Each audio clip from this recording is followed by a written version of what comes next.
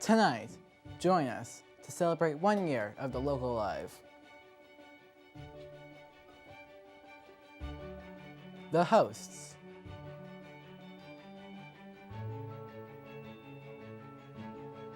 the reporters, the guests, the crew,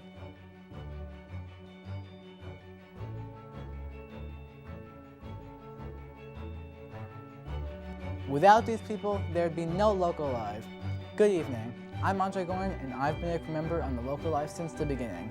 And tonight, as the world is counting down to midnight, we're going to be counting down the top 10 best moments of 2014.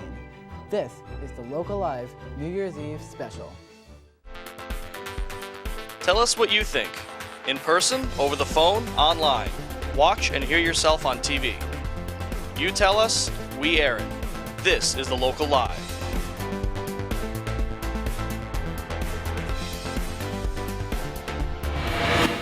Welcome back, and don't go anywhere because our top 10 video countdown starts now.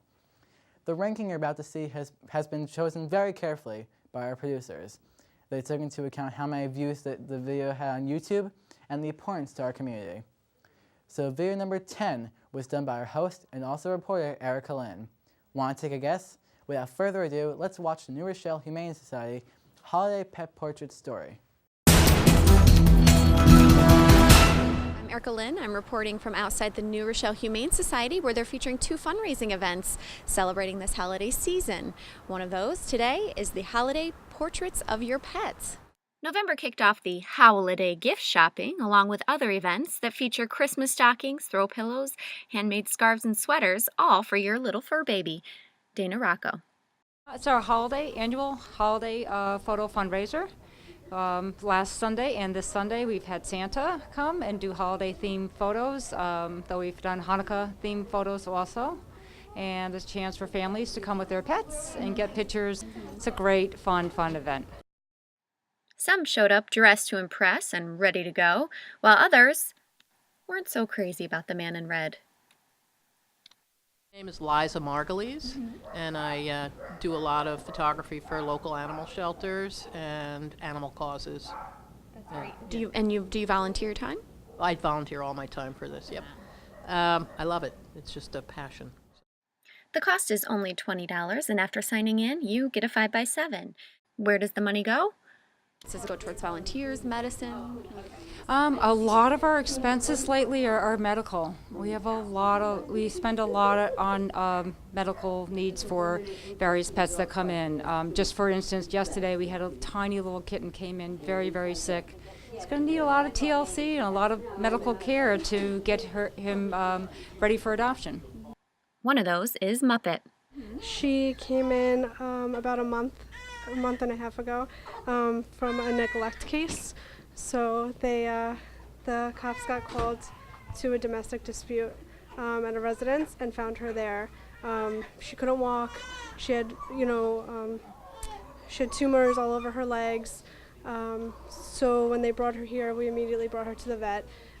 She had some surgeries, and we got her a wheelchair, but with proper treatment and care, they can do really well. For those of you who are interested in getting involved, feel free to reach out to the New Rochelle Humane Society.org. You can contact them to find out what other events they have coming up for you and your pet. I'm Erica Lynn, reporting for the Local Live. Giving back to our veterans for all their sacrifice is what Westchester Habitat for Humanity did on their special day. Rebecca Berman's story made video number 9. Let's check it out. We're here today in Yonkers with Habitat for Humanity of Westchester, celebrating the building of homes for returning veterans. Executive Director Jim Killeran had filled us in on all of the work leading up to this day. This is part of our long-term commitment to veterans. We're in Battle Hill. I renamed it in honor of the veterans. Every veteran coming home to a job and a house and a home. There's hundreds to thousands of foreclosures across this country. We want every one of them to go to a veteran's family coming back. Over the past 2 years, hundreds of Habitat volunteers including groups from West Point and local businesses, have transformed this row of houses. I almost think of the flag being raised up with the people raising it. That's what our volunteers have done here to help to make this come a phoenix is rising out of the ashes. These are foreclosures that looked ugly, that were horrible, that were out of plumb, and volunteers came in here and made this beautiful. The houses are beautiful. So it's a real collective effort along with volunteers from Larchmont, Mamaroneck. Everybody comes and helps to build these houses. These homes were also made possible by donations of windows and other materials by local businesses. People are crazy for good when you get that infectious disease, hepatitis, and people just want to do whatever we can, donate lumber, donate windows, donate supplies. It's an effort of love, and you can see it today. These people have hepatitis, it's infectious. We spoke with 2 volunteers who were clearly infected with hepatitis. Twice a week, and I love working here, and these houses are ready this week, and it makes me very proud. I'm from the French community, and we have set up a group of ladies who come twice a month, and we really love it. And actually, some of us are actually coming twice a week. I think we'll be finished with the painting today, and so after that, it's just cleaning up. They're all done. It's very exciting, and the families are so cute. You know, we've met them, they've come, they worked with us. Mike and Nikki were 2 Marines who met overseas. They fought in the Iraq. They're coming back to a safe home in a beautiful house that they're going to live in with their kids, with a great backyard, and even see Manhattan from the backyard. How does it feel to be here today on Veterans Day? It's unbelievable. I've been helping out for the last couple of years, getting things together, but I haven't seen it like this. I mean, it's quite remarkable. Now you see it in person. It's, I don't know, very thankful, very thankful.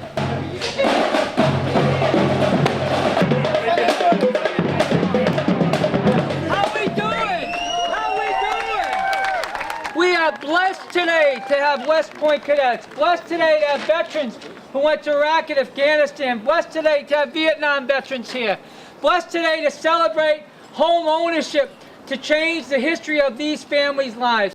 Yay! Give it up for these guys! I mean, a lot of veterans, they come home with smiles on their face, but it's hard what they do over there. They go through a lot to get through it. A lot of veterans here understand what I'm saying. So for you guys, everybody here to help out building this house, I saw a lot of guys working on the back with the rocks. I mean, it's not an easy job building a home, especially here on this hill. But they did it. Habitat did it, and I thank you. I just want to express how grateful I am. You know, me and Tara, we were actually that percentage of people that were actually going to leave the state, and Jim actually made it possible, and Habitat made it possible for us to actually stay and, you know, continue building our lives here. All the volunteers, all the soldiers, the Marines, everybody here. I can't thank you guys enough. Yeah, Jeff.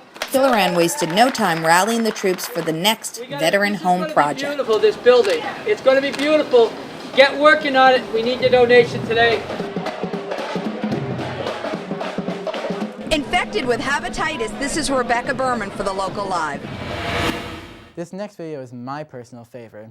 Michael Chandra gives you a behind-the-scenes look at LMC TV's first stop-motion Lego show, Motions in History of the Sound Shore. And it makes video number 8. Let's see why this one's my favorite. Do you remember the last time you got to play with Legos?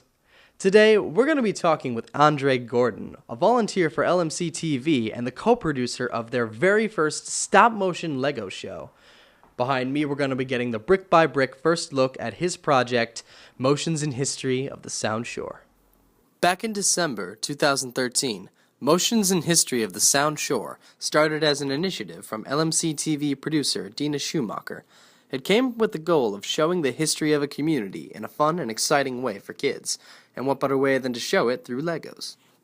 Well, at LMC TV, we had stop motion technology, and I wanted to find a use for it, but I also really like Legos, which is one of the easier formats to do stop motion with rather than clay, where you actually need sculpting abilities. But I chose this show specifically because I love history, and what better way than a community channel to show the history of the area. Andrey Gordon is the 14-year-old volunteer for LMC TV who worked with other kids to show the history of the community through the Lego sets we see around his house.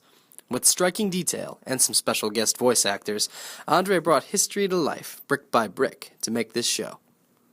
Yes, the mayor did the opening intro for the show. The story behind that is the mayor that came with my town hall actually looks like Mayor Norm, so I was like, why don't we get him to do the voiceover for that? Coincidence or not. Motions in History of the Sound Shore is LMC TV's first ever stop-motion show. The project taught the kids who worked on it the values of teamwork, responsibility, and especially patience. In stop-motion filming, Andrey explained it takes 3 hours total to film every 30 seconds. Well, I learned to be patient because it's not easy doing the stop motion. It does take a lot of patience because it can take a long time, but getting pizza helped with that.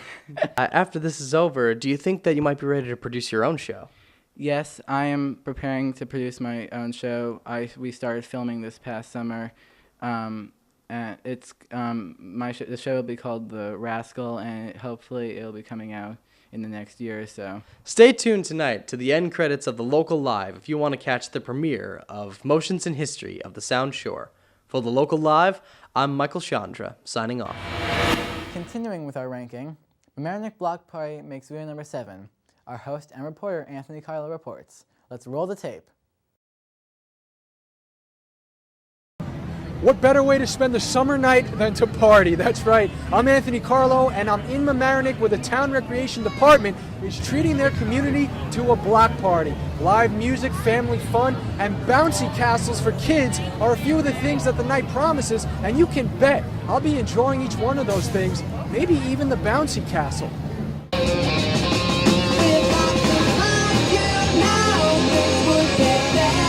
The Mamaroneck Shares, a local non-for-profit organization, used to host the block parties each summer. But this year, the Village of Mamaroneck Recreation Department is taking over, with a simple yet crucial goal in mind.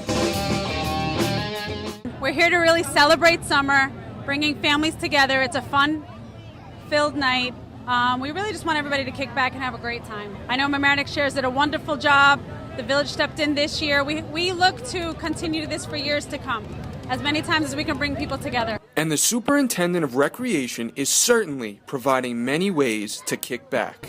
I went to the bouncy castle. How high can you jump in there? What is the most fun thing you guys have done at the block party today? Bouncy castle. And what is your favorite thing to do here? Go on the bouncy castles. Why is that so fun to do? Because I see everybody doing it. Because I like to bounce around. Will they let me on that?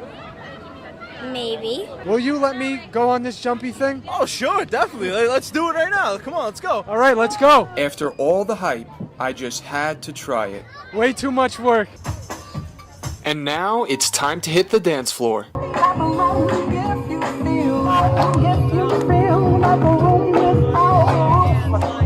3D. Just kidding. Fiesta. Even the mayor of Mamaroneck, Norman Rosenblum, is able to relax for the day, and what the mayor considers relaxing is what most people would find terrifying. I just saw you a few seconds ago up on top of that fire ladder. I don't know where it went now. What were you doing up there? Well, technically I was checking out the equipment for our volunteer fire department. In reality, it's like, you know, when you're a kid, you always want to do stuff and you say, no, you can't wait till you grow up. Well, I got older, but I never grew up. As fun as this day is, it is equally important for the businesses on Mamaroneck Avenue. It's really important because it exposes you to customers that may not come to the avenue. What is the best tasting cupcake out of all of these? Well, my favorite's the red velvet. So I'm about to try one of the best cupcakes I'm sure I'm ever going to taste from ABC Cakes. It is really good. Try one. Now you can stroll around and you can look and say, oh, there's this kind of a boutique shop. You have small shops on this street that can attract your attention. You come back and shop there. Well, I danced, I ate cupcakes, I went on the bouncy castle like I said I was going to do, and this will all be returning in case you missed it on August 14th. For the Local Live, I'm Anthony Carlo signing off. 2014 Block Party! Alina Cerrillo was one of the pioneers and key producers of the Local Live. We miss her fun reporting. Let's enjoy last year's St. Patrick's Day Parade that made video number 6. Hi, Hi, my name is Alina Suriel here for LMC TV, and it is the St. Patrick's Day Parade here on Mamaroneck Avenue. Everyone in Mamaroneck and nearby towns came out for the Sound Shore Parade. Firefighters marched alongside policemen as children stood on the sidelines and took in all the excitement. Happy St. Patrick's Day! What's your favorite part? When they throw the candy. The Irish step dancers. Getting the candy. You want to say hello? Hello. Some of the children themselves were marching in the parade, and many were even dancing.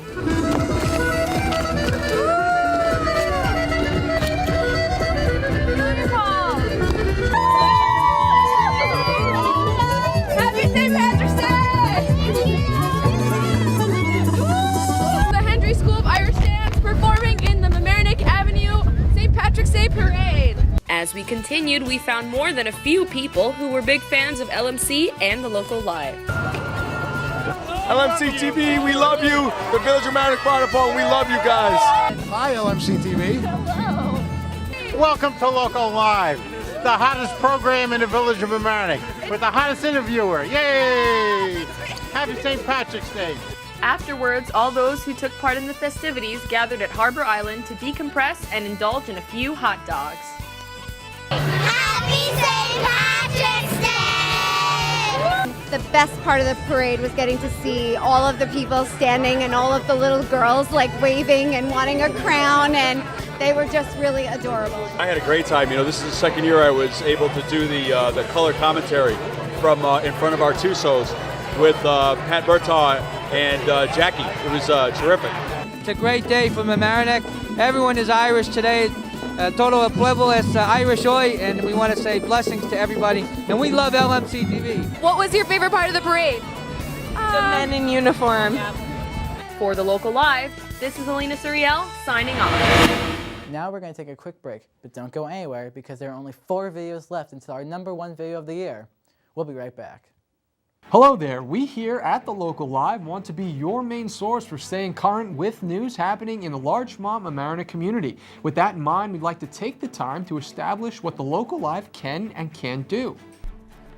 Can the Local Live inform me about upcoming community events?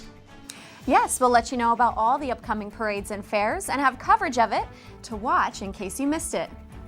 Can the Local Live cover what's going on in our local government? Yes, we offer in-depth coverage of the local government and school board meetings in the Larchmont Mamaroneck area and frequently have sit-downs with our elected officials. Hey, can Local Live tell me exactly where in my body the aliens put the microchip? No, sorry, we can't do that. Can the Local Live keep me up to speed with local high school sports? Yes, we can. We'll have the highlight reels from all the Panthers and Tigers games. Can the Local Live give my pet ostrich the power of human speech? What? No, of course not. Can the Local Live cover local businesses?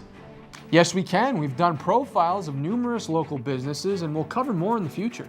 The Local Live, can you confirm my suspicions that Bigfoot lives in the harbor? I've seen him. Can we cut his feed, please? Hey, no, cut me. Happy silence. Truth shall be revealed. If you want more news about local government, businesses, high school sports, and everything going on in town, tune to the Local Live Thursday nights at 7:30 on Channel 75 if you have Cablevision and Channel 36 for Verizon customers. And remember, we want to hear from you, the home viewer. Tell us what you think in person, online, or over the phone.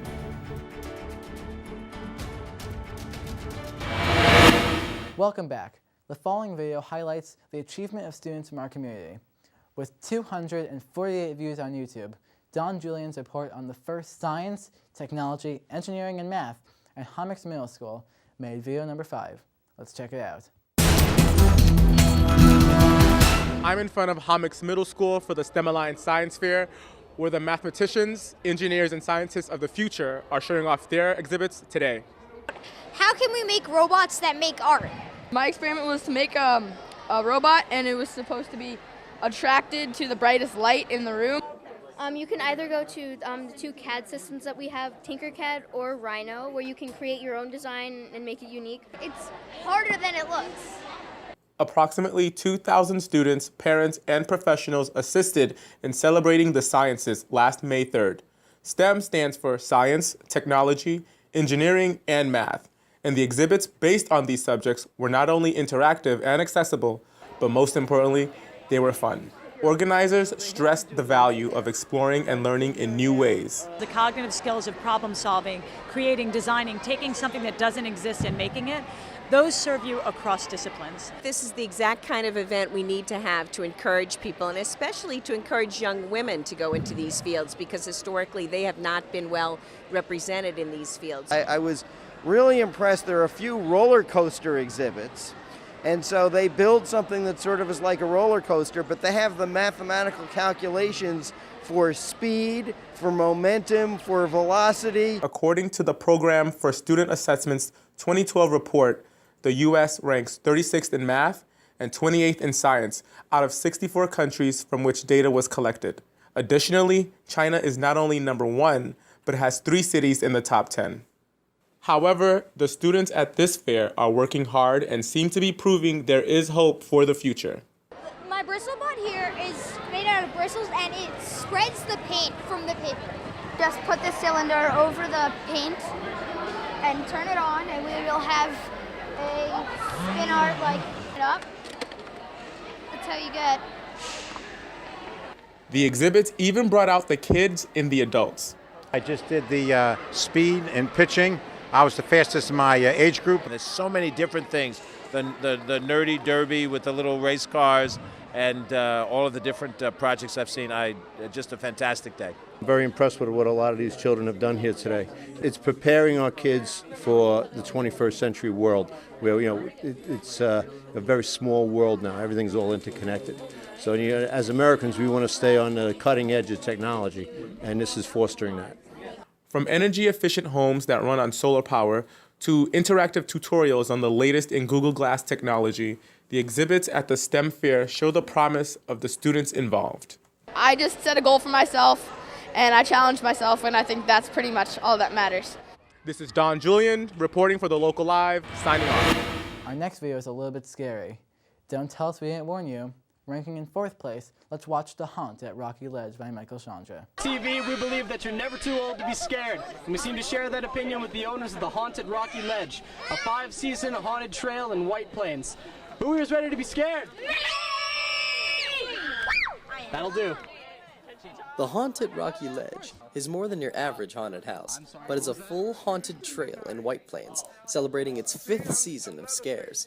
But this 5-year tradition didn't spring up from the grave overnight, as I found out from Mark Mancini and Matt Tuffarelli, 2 of the 4 co-owners at the Haunted Trail, who boast 15 prior years of fear experience. This is the 5th season we've been here at the Haunt at Rocky Ledge, but previously we did Haunted Dead End, which was at Mark's family's house in West Harrison for over 15 years, just on a Halloween night. Found a couple of really amazing people who are just about as much, if not more, into it than we are.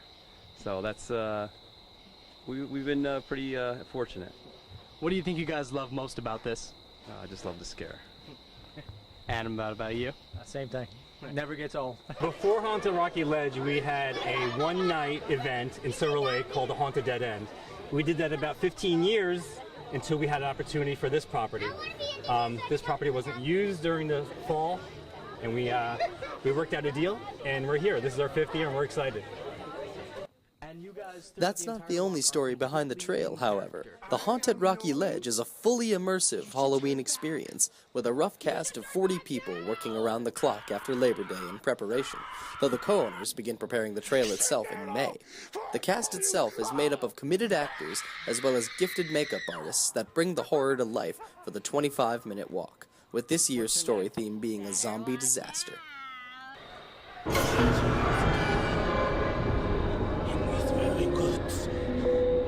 It was a horrible, horrible train crash. No survivors. No records of the police. They say that ever since then, there have been countless appearances of the undead. What's it like working at the Rocky Though the time they have to prepare before each event is short, we got to take an inside look at how the artists craft monsters out of men and women in the makeup crate, featuring a wide range of terrors from zombies, evil surgeons, killer clowns, and much more. This is a inside technique right here. What you see on my forehead, that's all done with liquid latex and toilet paper. So now, this is a technique I invented called blood slap. It's usually when the actor shows up too close. So we put on a rubber glove, and I just go smack, smack, smack, smack, smack all over their face, give them a little around the neck, and then go to your spot. All the way down, blood slap it, get it all on there. Get a little more on the tie. On the tie, all right. On the tie. All right, and can you tell me a little bit about this horrifying creature behind us who I only know as Maggots? This is Maggot. This is his first year, and if you look on his mask, those are actually real maggots. Wow. And real worms that he grows in himself, and he attaches to his skin. That must take quite a dedication. When the prep work was over, the night had only just begun, and it was time for my crew and I to walk through the haunt at Rocky Ledge. Enter, if you dare. Strange viewers, just a few minutes ago, this was the very same makeup tent where we saw our artist, but now it appears completely deserted.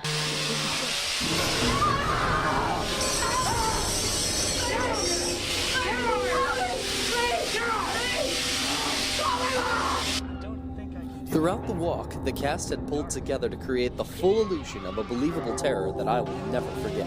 And true to his word, though I was far too scared at the time to recognize, we got to see co-owner Rich in fearsome full costume as the trail's final scare. Lately, the puppets are becoming alive! Alive? Yes! Buddy, hooray! After I caught my breath, I caught up to a few brave souls as well to see what they thought of surviving the trail. What did you think? Yeah, I was crying in the beginning. I didn't want to go in. What about your friends here? What did you guys think? They were very scared. Yeah, really. Some of them were crying, and then yeah. Yeah. The guy with the chainsaw started running after me. I ran like there was no turning back. That was really scary. Chainsaws are really freaky. The last one's the worst. The one with all the turns is pretty bad. Yeah. What'd you think? Crazy. These girls did a very good job. Yeah, the actors were great. They really stayed their part, and I had to change my underwear. I've been to it twice. She's never been to it. Yeah, no. Twice, and you came back each time. How come? It was that good? Yeah, it was really fun. Looks like my crew and I survived the night, but if you want to test your own zombie survival skills, as the sign next to me says, the Haunted Rocky Ledge is open until October 26th, so be sure to come on by and see it for yourself.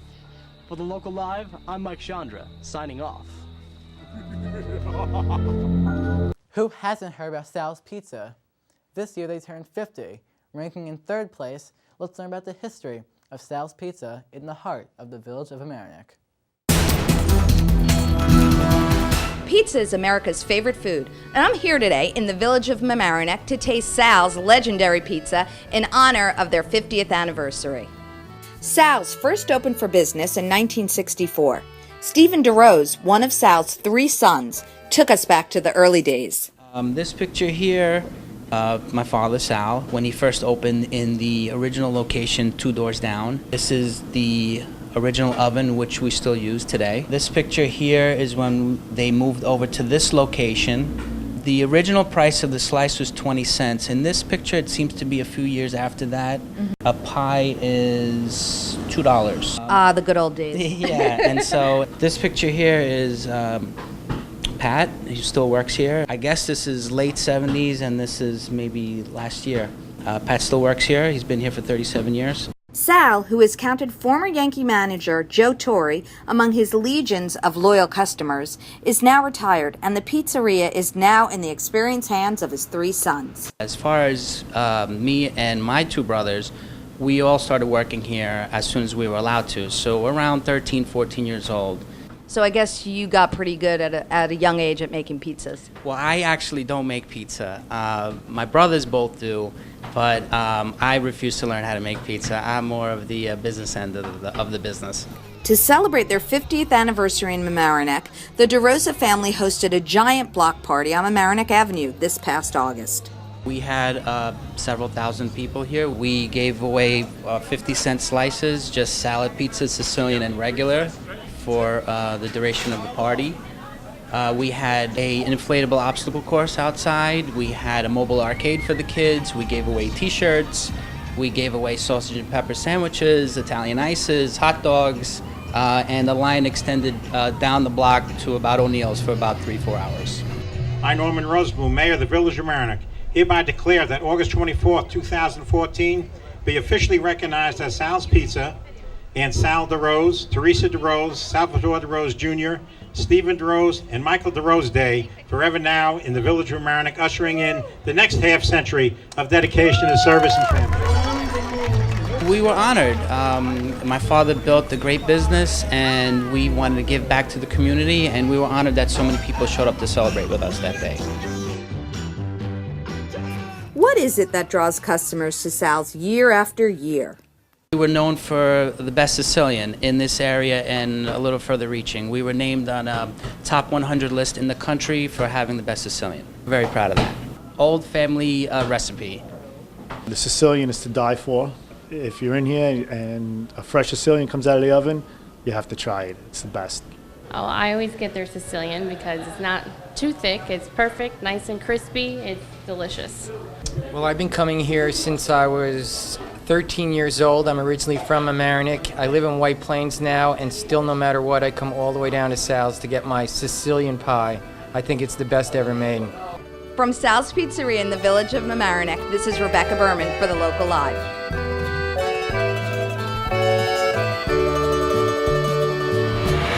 With 260 views on YouTube, The Skinniest House by Brenda Blanco makes video number 2.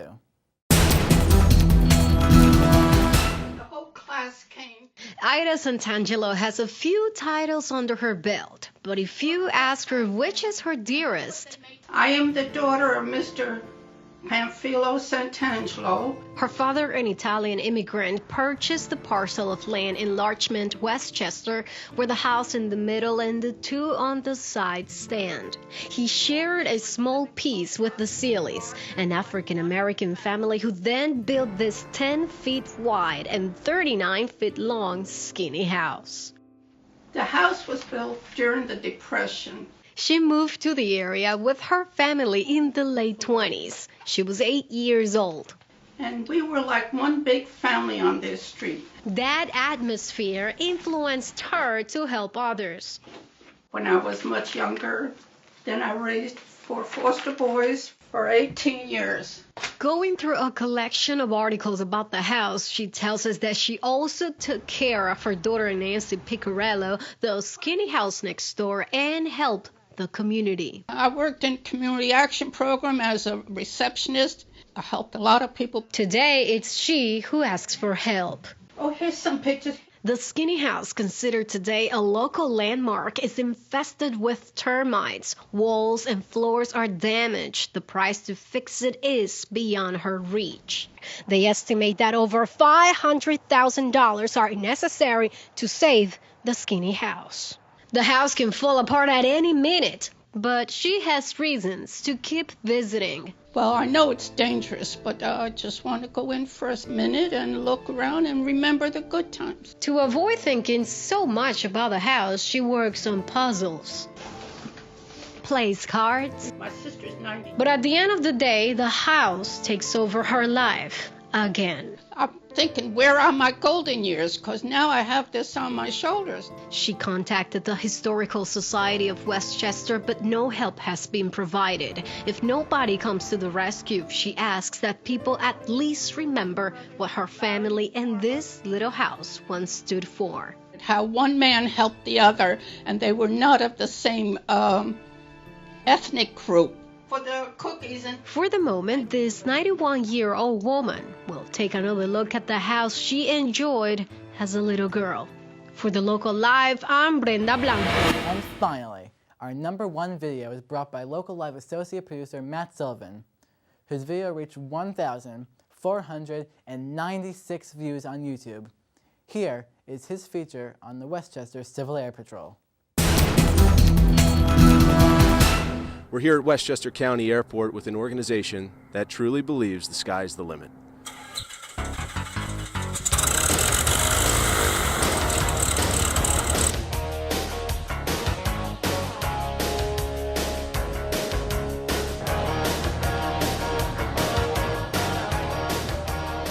Civil Air Patrol was created about a week before, authorized by Congress about a week before Pearl Harbor.